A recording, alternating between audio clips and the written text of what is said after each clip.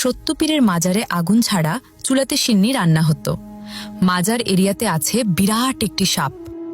মাজারের গাছ কেটে বিক্রি করার কারণে সাপের কামড়। আজকে আমি আপনাদেরকে নিয়ে যাব চট্টগ্রামের রাঙ্গুনিয়ায়। কাপ্তাই রাস্তার ঠিক পাশেই অবস্থিত একটি বহুল পরিচিত সত্যপীরের মাজারে। রাঙ্গুনিয়ার সত্যপীরের মাজার বললে এক নামে সবাই চিনে, কিন্তু আপনারা কি জানেন এই মাজারকে ঘিরে রয়েছে কিছু এমন ঘটনা যেগুলো অলৌকিকও হতে পারে, আবার ভয়ঙ্করও।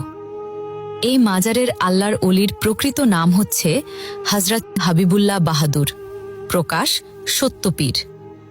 ধারণা করা হয় এই মাজারটির বয়স 2 থেকে 300 বছরেরও বেশি। বর্তমানে যিনি এই মাজারের খাদেম, একসময় তার বাবাও এই মাজারেই খাদেম ছিলেন। তার বাবা ইন্তেকাল করার পর বর্তমানে খাদেম হিসাবে তিনি এবং এক ঢাকাইয়া চাচা একসাথে এই মাজারের দেখাশোনা করছেন। চলুন কথা না বাড়িয়ে ঘটনাগুলোর দিকে যাওয়া যাক। বর্তমান খাদেমের কাছ থেকে শোনা তার পূর্ববর্তী প্রজন্মের মুখে মুখে একটি ঘটনা চলে আসছিল যে একসময় এই মাজারে ছিল একটি রান্নার চুলা। কিন্তু আশ্চর্যের বিষয় হল, চুলাতে হাঁড়ি বসালেই আগুন ছাড়াই রান্না হয়ে যেত, আর সেই তবরুক ভক্তরা গ্রহণ করত। এটা কি অলৌকিক নাকি কোনো অজানা রহস্য? কিন্তু ঘটনা এখানেই শেষ নয়। এই মাজার এলাকায় বর্তমান খাদেম এবং অনেক ভক্ত নিজেদের চোখে দেখেছে একটি বিশাল সাদা সাপ।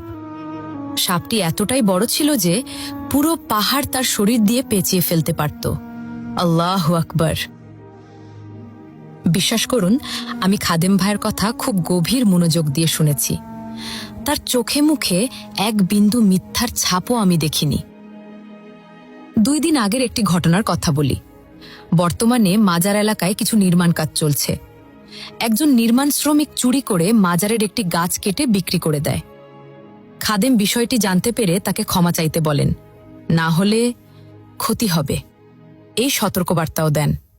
লোকটি ছিল একজন চাকমা ব্যক্তি। পরদিন তাকে কামড় দেয় একটি বিষাক্ত সাপ, কিন্তু সে নিজেকে মগ দাঁড়ি করে বলে সাপের কামড়ে তার কিছু হবে না। সময় গড়িয়ে যায় প্রায় 4 ঘন্টা।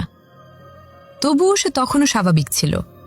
কিন্তু পরে খাদেম বিষয়টি জানতে পেরে তাকে দ্রুত হাসপাতালে পাঠান এবং রক্ত পরীক্ষা করে জানা যায় সাপটি ছিল খুবরা জাতের অত্যন্ত বিষাক্ত সাপ। সাথে সাথে অ্যান্টিভেনম দেওয়া হয়। তারপরও তার হাত অস্বাভাবিকভাবে ফুলে যায়।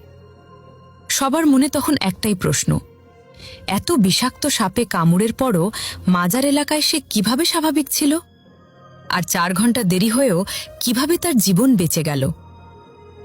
অনেকের বিশ্বাস এটা ছিল আল্লাহর অলির কেরামতি, যার কারণে সে প্রাণে বেঁচে যায়। এই মাজারকে ঘিরে এমন আরও অনেক ঘটনা আছে।